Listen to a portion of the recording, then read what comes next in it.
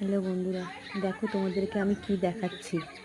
দেখতে পাচ্ছ তোমরা কিরম মুখটা বাড়িয়ে রয়েছে? দেখো, দাঁড়াও ভালো করে দেখাচ্ছি তোমাদেরকে।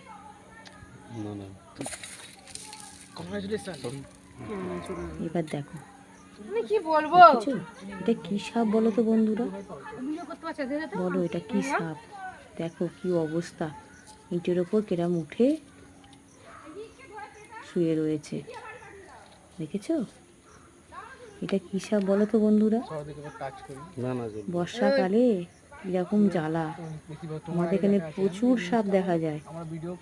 এটা কি সাপ কিন্তু তোমরা কমেন্টে অবশ্যই বলবে, কিন্তু এটা আমি জানি কিন্তু বলবো না তোমাদেরকে, দেখি তোমরা জানো, দেখে বলো বন্ধুরা এটা কি সাপ।